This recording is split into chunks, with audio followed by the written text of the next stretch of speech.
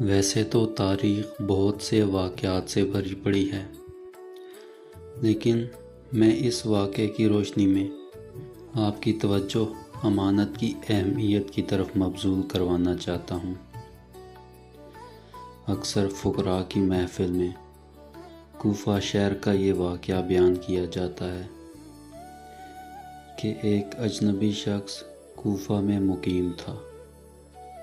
اس نے حج پر جانے کا ارادہ کیا۔ اس کے پاس سونا، چاندی اور کچھ رقم موجود تھی۔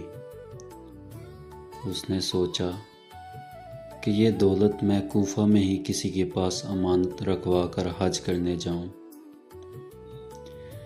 حج سے واپس آ کر اپنی امانت واپس لے لوں گا۔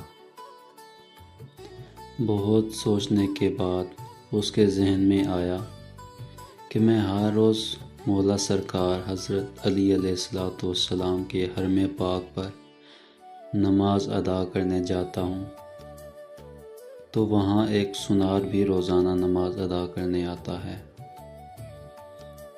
اگر میں یہ سب سامان اس کے پاس امانت رکھوا دوں تو وہ مجھے ضرور واپس کر دے گا۔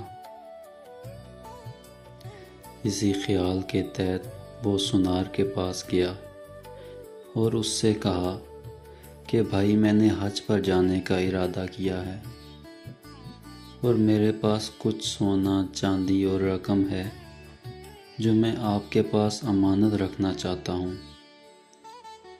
واپس آ کر آپ سے وصول کر لوں گا۔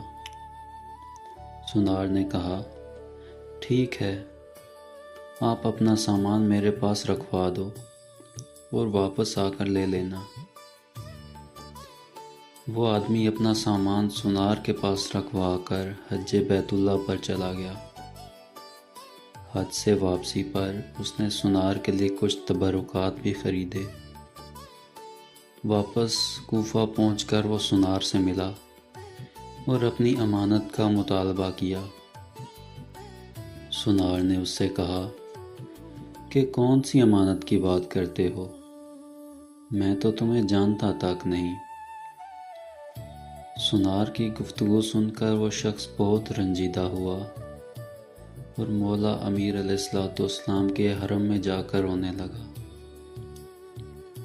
روتے روتے اس کی آنکھ لگ گئی۔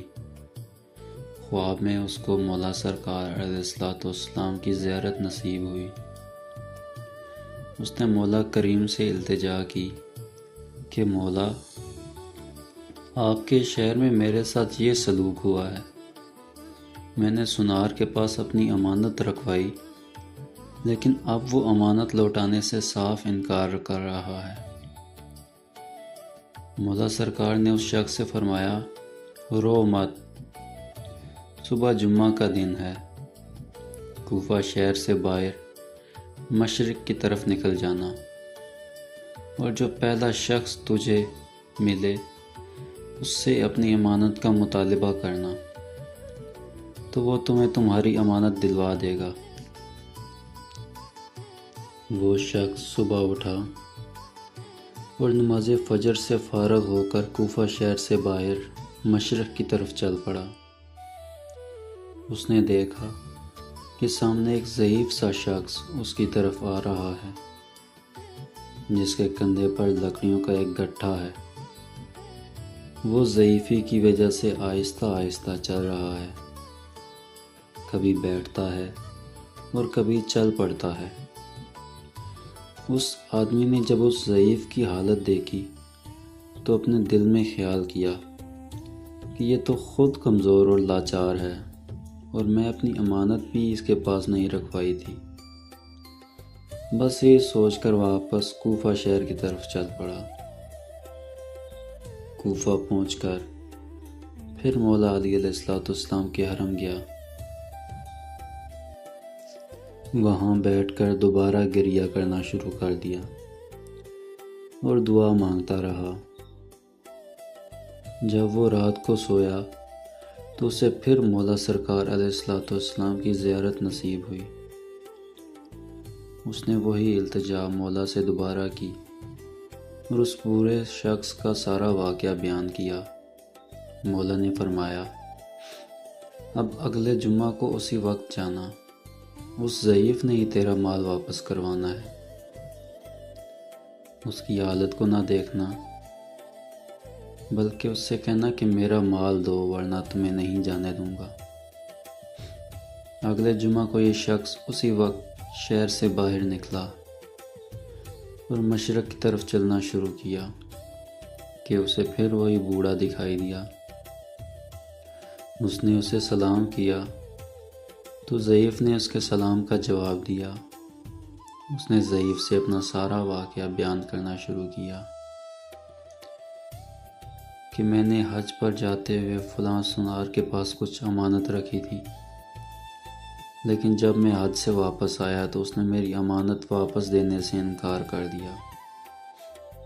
میں نے مولا کے حرم میں جا کر التجا کی تو مجھے مولا کی زیارت نصیب ہوئی۔ مولا سرکار نے مجھ سے فرمایا کہ جمعہ کے دن صبح کوفہ سے باہر مشرق کی طرف نکل جانا۔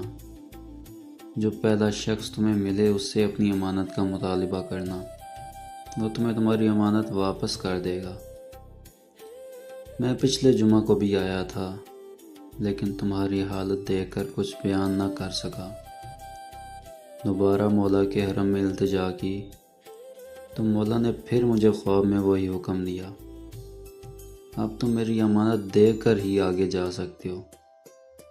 اس ضعیف نے کہا کہ اگر میرے مولا علیہ السلام کا حکم ہے تو ٹھیک ہے، لیکن تمہیں انتظار کرنا پڑے گا۔ آج نماز جمعہ ادا کرنے کے بعد اس سنار کی دکان پر آ جانا، تمہیں تمہاری امانت مل جائے گی۔ وہ شخص نماز جمعہ کے بعد سنار کی دکان پر پہنچ گیا۔ ابھی تھوڑی ہی دیر گزری تھی کہ وہ شخص بھی آ گیا۔ آتے ہی کہا، مجھے مولا علی علیہ السلام کا حکم ہے کہ جہاں پر 10 آدمی دیکھو وہیں پر اپنی آپ بیتی سنایا کرو۔ اگر آپ لوگ مناسب سمجھے تو سناؤں۔ سب پکارے، اگر مولا کا حکم ہے تو ضرور سناؤ۔ مولا کا حکم کون نہیں سننا چاہتا۔ اس ضعیف نے اپنی رودات سنانی شروع کی کہ میں بغداد شہر میں مقیم تھا۔ ایک مرتبہ میں نے ایک یہودی سے کچھ قرض لیا۔ کچھ وقت گزرا تو وہ یہودی ہجرت کر کے شام چلا گیا اور میں ہجرت کر کے کوفہ آ گیا۔ اس طرح میں اس کا قرض ادا نہ کر سکا۔ ایک دن میں نے خواب دیکھا کہ میری موت واقع ہو گئی ہے اور میدان حشر برپا ہے۔ لوگوں کے اعمال نامے دیکھے جا رہے ہیں۔ اپنی باری پر میرا اعمال نامہ بھی چیک ہوا۔ نامہ اعمال چیک ہونے کے بعد مولا امیر المومنین علیہ السلام نے مجھے جنت جانے کی اجازت دی اور میں جنت کی طرف چل پڑا۔ میں نے دیکھا کہ آگے پل صراط ہے، جس کے ایک طرف جنت اور دوسری جانب جہنم ہے۔ میں جب ذرا اور قریب پہنچا تو میں نے دیکھا کہ دوزخ میں وہ یہودی بھی موجود ہے جس کا میں نے قرض ادا کرنا تھا۔ جب اس یہودی کی نگاہ مجھ پر پڑی تو اس نے شور مچا دیا اور مولا سرکار سے التجا کی کہ مولا مجھے انصاف چاہیے۔ جس شخص کو ابھی ابھی آپ نے جنت میں جانے کی اجازت دی ہے وہ میرا مقروض ہے اور میرا قرض ادا کیے بغیر جنت میں داخل نہیں ہو سکتا۔ مولا نے میری طرف سوالیہ نگاہوں سے دیکھا تو میں نے عرض کی، جی مولا، میں نے اس کا قرض دینا ہے۔ مولا سرکار نے مجھے حکم دیا کہ پہلے اس کا قرض ادا کرو۔ میں نے عرض کی کہ مولا وہ دنیا کا مال تھا، دنیا میں ہی رہ گیا ہے۔ مولا نے فرمایا کہ تم اپنے نیک اعمال میں سے کچھ اعمال اسے دے دو۔ اس پر یہودی نے کہا کہ مولا میں تو ازلی و ابدی جہنمی ہوں، مجھے اعمال کا کیا فائدہ؟ تو مولا نے مجھے حکم دیا کہ پہلے اسے راضی کرو، پھر تم جنت میں جا سکتے ہو۔ میں نے اس یہودی سے کہا کہ بتاؤ کیا لینا چاہتے ہو؟ اس یہودی نے کہا کہ مجھے تم سے اور کچھ نہیں چاہیے، صرف اپنے جسم پر مجھے 2 انگلیاں لگانے دو۔ میں نیچے جھکا اور اس نے میری پیٹھ پر اپنی 2 انگلیاں لگا دیں۔ پھر اس ضعیف نے اپنی پیٹھ سے کپڑا ہٹا دیا۔ جب لوگوں نے دیکھا تو معلوم ہوا کہ اس کی پیٹھ پر جیسے لوہے کی گرم سلاخوں سے سوراخ کیا گیا ہے اور اس میں سے پانی اور خون جاری ہے۔ ضعیف نے کہا کہ اے اللہ کے نیک بندوں، جس کی بھی کوئی امانت تمہارے پاس ہے وہ جلد از جلد واپس کر دو، ورنہ تمہارا حال بھی میرے جیسا ہی ہوگا۔